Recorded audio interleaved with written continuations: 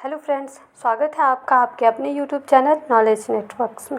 दोस्तों, आज के इस वीडियो में हम जीके यानी जनरल नॉलेज के कुछ महत्वपूर्ण प्रश्न उत्तर करेंगे जो कि ऑब्जेक्टिव टाइप होने वाले हैं। आप किसी भी गवर्नमेंट एग्जाम की तैयारी कर रहे हैं तो आपके लिए काफ़ी यूजफुल होने वाले हैं। बिना देर के क्वेश्चन सॉल्व करना स्टार्ट करते हैं। भारत की पहली महिला गवर्नर कौन थी? आपका आंसर हो जाएगा बी, सरोजनी नायडू। सरोजनी नायडू भारत की पहली महिला गवर्नर थी। आपका अगला प्रश्न है, भारत में पहला समाचार पत्र कौन सा था? भारत में पहला समाचार पत्र कौन सा था? आपका ऑप्शन हो जाएगा option number C, Bengal Gazette. Bengal Gazette Bharat का पहला समाचार पत्र था। आपका अगला प्रश्न है, इनकलाब जिंदाबाद का नारा किसने दिया था? इनकलाब जिंदाबाद का नारा किसने दिया था? Option B, Bhagat Singh. इनकलाब जिंदाबाद का नारा भगत सिंह ने दिया था। आपका अगला प्रश्न है, 1857 की क्रांति के समय भारत का गवर्नर जनरल कौन था? 1857 की क्रांति के समय भारत का गवर्नर जनरल था लॉर्ड कैनिंग। आपका ऑप्शन सी हो जाएगा लॉर्ड कैनिंग। का अगला प्रश्न है, पानीपत की तीसरी लड़ाई कब हुई थी? पानीपत की तीसरी लड़ाई कब हुई थी? आपका आंसर हो जाएगा ऑप्शन नंबर सी, 1761। पानीपत की तीसरी लड़ाई 1761 में हुई थी। आपका अगला प्रश्न है, चंद्रगुप्त मौर्य के गुरु कौन थे? चंद्रगुप्त मौर्य के गुरु कौन थे? ऑप्शन बी, कौटिल्य, जिसको आप चाणक्य के नाम से भी जानते हैं। कौटिल्य चंद्रगुप्त के गुरु थे। आपका अगला प्रश्न है, दीन इलाही धर्म किसने शुरू किया था? दीन इलाही धर्म किसने शुरू किया था? दोस्तों, आपका आंसर हो जाएगा option number C, Akbar. Akbar ने दीन इलाही धर्म शुरू किया था। आपका अगला प्रश्न है, कौन सा मुगल शासक फारसी का महान कवि भी था?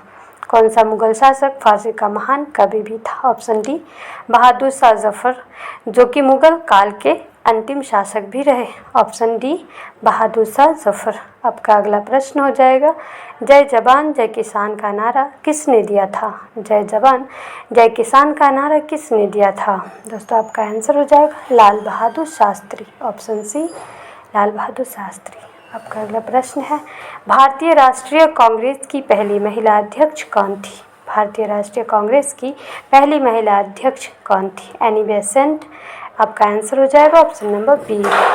का अगला प्रश्न है, भारत का सबसे बड़ा द्वीप कौन सा है? भारत का सबसे बड़ा द्वीप कौन सा है?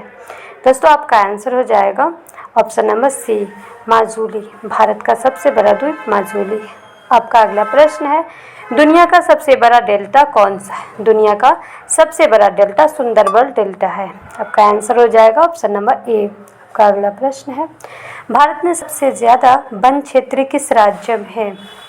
भारत में सबसे ज़्यादा वन क्षेत्र किस राज्य में? दोस्तों, आपका आंसर हो जाएगा मध्य प्रदेश।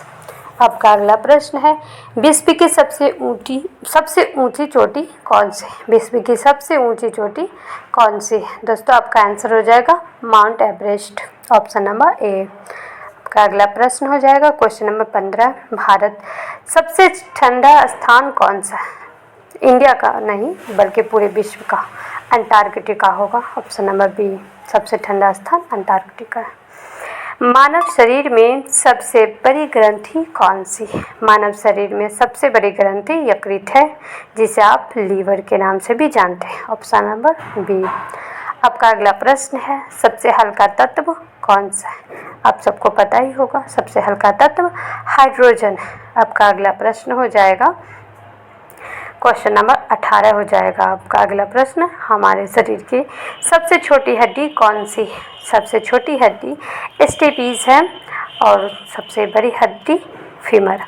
ऑप्शन नंबर ए जो है वो सबसे बड़ी हड्डी है मानव शरीर की। मानव शरीर का तापमान, सामान्य तापमान कितना होता है? मानव शरीर का सामान्य तापमान 37 डिग्री सेंटीग्रेड होता है। आपका ऑप्शन हो जाएगा option number A. Answer A हो जाएगा। किस ग्रह को लाल ग्रह कहा जाता है? किस ग्रह को लाल ग्रह के नाम से भी जाना जाता है? दोस्तों, आपका आंसर हो जाएगा ऑप्शन नंबर बी, मंगल ग्रह। मंगल ग्रह को लाल ग्रह के नाम से भी जाना जाता है। भारतीय संविधान को बनाने में कुल कितने दिन लगे थे? कुल कितने दिन लगे थे? आपका आंसर हो जाएगा 2 साल 11 महीने और 18 दिन लगे थे। भारतीय संविधान को बनाने में 2 साल 11 महीने और 18 दिन लगे थे। संविधान में कितने मौलिक अधिकार दिए गए? संविधान में कुल 6 मौलिक अधिकार दिए गए, पहले 7 था, उसमें संशोधन करने के बाद अब 6 है। दोस्तों आपका अगला प्रश्न हो जाएगा, किस अनुच्छेद के तहत राष्ट्रपति राष्ट्रीय आपातकाल की घोषणा कर सकते हैं। दोस्तों आपका आंसर हो जाएगा ऑप्शन नंबर ए 352। आपका अगला प्रश्न है, भारत का संविधान सर्वोच्च ये किस सिद्धांत को दर्शाता है। दोस्तों आपका आंसर हो जाएगा ऑप्शन नंबर डी संवैधानिक सर्वोच्चता को दर्शाता है। दोस्तों आपका अगला प्रश्न है, भारतीय संविधान का कौन सा अनुच्छेद शिक्षा के अधिकार से संबंधित है। इसका आंसर आपको कमेंट में बताना है। आपका अगला प्रश्न हो जाएगा, भारत का संविधान कब लागू हुआ था। भारत का संविधान कब लागू हुआ था। दोस्तों आपका आंसर हो जाएगा ऑप्शन नंबर सी 26 जनवरी 1950 को। 26 जनवरी 1950 को भारतीय संविधान लागू किया गया था। तब से ही 26 जनवरी को हर साल गणतंत्र दिवस मनाते हैं और इस दिन को याद करते हैं। दोस्तों वीडियो में यहाँ तक बने रहने के लिए धन्यवाद। आशा करते हैं कि आपको आज का सेशन बहुत पसंद आया होगा।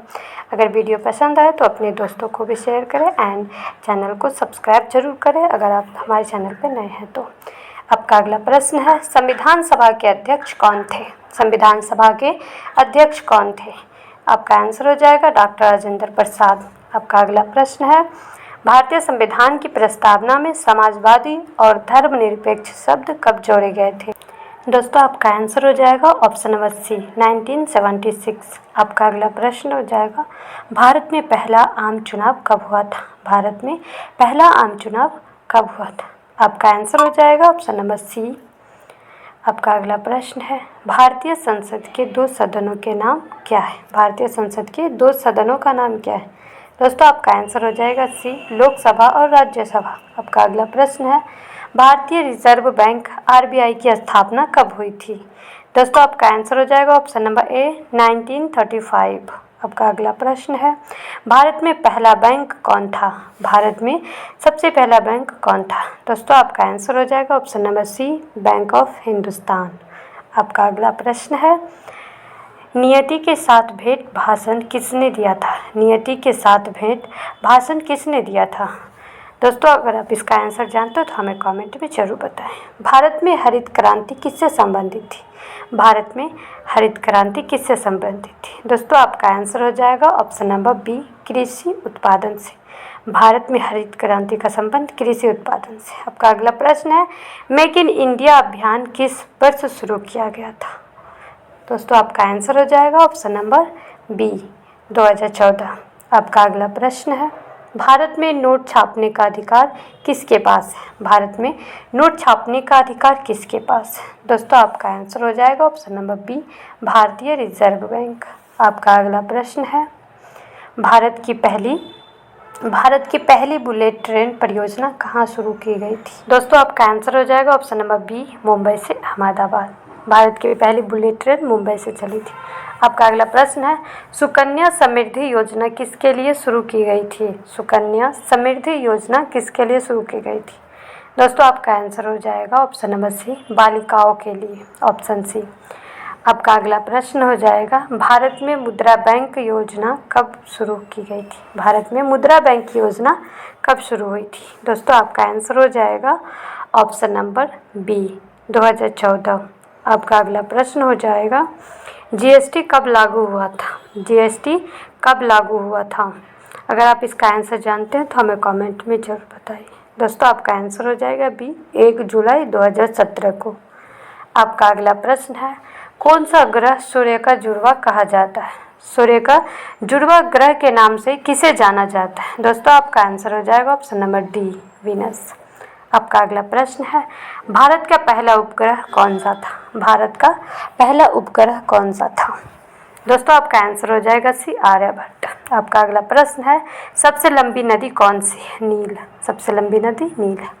भारत में सबसे अधिक चाय उत्पादन कहाँ होता है। भारत में सबसे अधिक चाय उत्पादन कहाँ होता है। दोस्तों आपका आंसर हो जाएगा option number B Assam.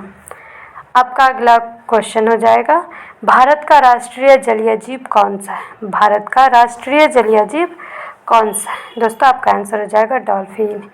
Electric bulb का आविष्कार किसने किया था? इलेक्ट्रिक बल्ब का आविष्कार किसने किया था? दोस्तों आपका आंसर हो जाएगा option number A, Thomas Alva Edison. आपका अगला प्रश्न हो जाएगा क्वेश्चन नंबर 47, माउंट किलिमंजारो कहाँ स्थित है? दोस्तों आपका आंसर हो जाएगा ऑप्शन नंबर सी। आपका अगला प्रश्न है, चंद्रगुप्त मौर्य के प्रधानमंत्री कौन थे? चंद्रगुप्त मौर्य के प्रधानमंत्री कौन थे? ऑप्शन नंबर ए, विष्णुगुप्त चाणक्य। आपका अगला प्रश्न है, रमन प्रभाव किसके द्वारा खोजा गया था? रमन प्रभाव किसके द्वारा खोजा गया था? दोस्तों आपका आंसर हो जाएगा ए, चंद्रशेखर वेंकट रमन के द्वारा। आपका अगला प्रश्न है, किसे भारत का कांत कहा जाता है? भारत का कांत किसे कहा जाता है? दोस्तों आपका आंसर हो जाएगा सी, रविंद्रनाथ ठाकुर। आज के इस वीडियो में बस यहीं तक, मिलते हैं किसी नेक्स्ट वीडियो में किसी नए टॉपिक के साथ। आशा करते हैं आज का ये वीडियो आप लोगों को काफ़ी पसंद आया होगा। अगर वीडियो पसंद आया हो तो अपने दोस्तों को भी शेयर करें। धन्यवाद।